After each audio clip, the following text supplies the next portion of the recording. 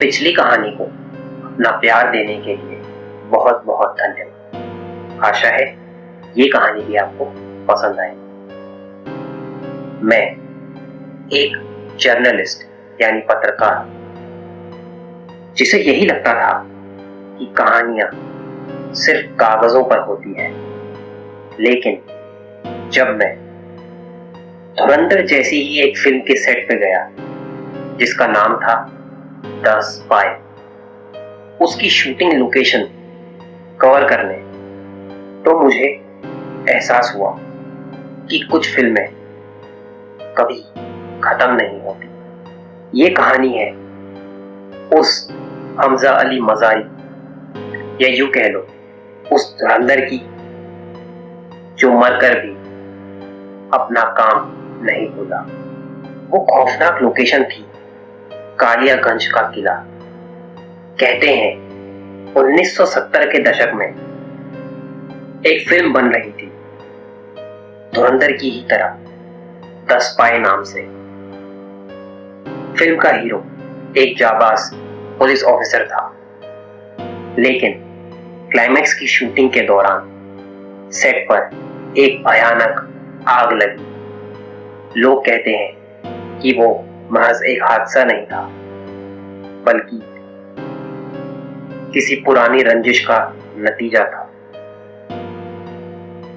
तब से वो लोकेशन शापित मानी जाती है। मैं वहां पहुंचा था एक एक्सक्लूसिव स्टोरी के लिए। जैसे ही मैंने उस खंडरनुमा किले में कदम रखा, हवा में जलते हुए बारूद और पुरानी रील की महक तैरने लगी। रात के करीब 2 बज रहे थे। अचानक मेरे कैमरे का व्यू फाइंडर अपने आप चालू हो गया। स्क्रीन पर जो दिखा उसने मेरा खून जमा दिया था। बिना किसी क्रू के, बिना किसी लाइट के सामने एक शॉट फिल्माया जा रहा था। एक साया जो हूबहू उस फिल्म के हीरो की तरह दिख रहा था। खाकी वर्दी, हाथ में एक पुरानी रिवॉल्वर और चेहरे पर वो ही धुरंधर वाली चमक। लेकिन उसकी आंखों की जगह 2 काले गड्ढे थे। तभी गलियारे के दूसरे छोर से एक चीख गूंजी।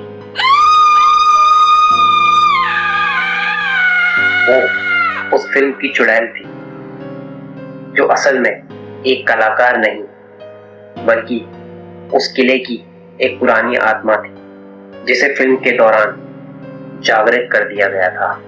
वो रूहानी औरत, जिसके पैरों के निशान पीछे की तरफ थे, मेरी तरफ झपटी। उसकी लंबी उंगलियां मेरी गर्दन तक पहुंचने ही वाली थी कि तभी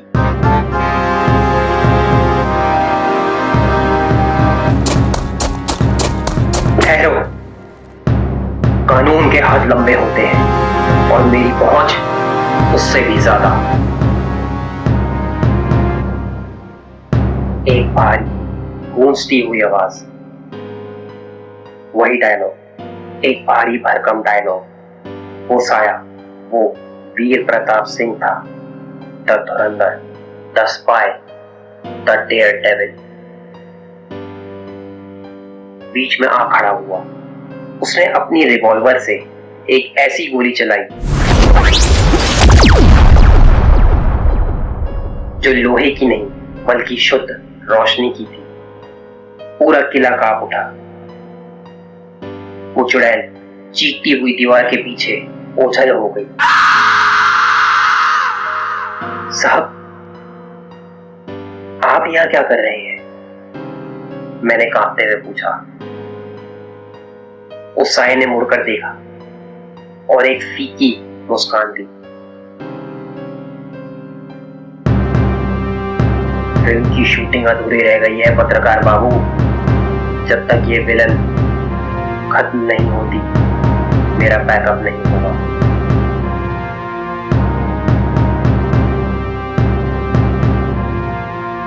मैं इस जगह का रक्षक और मौत के बाद भी अपनी ड्यूटी करके रहूंगा।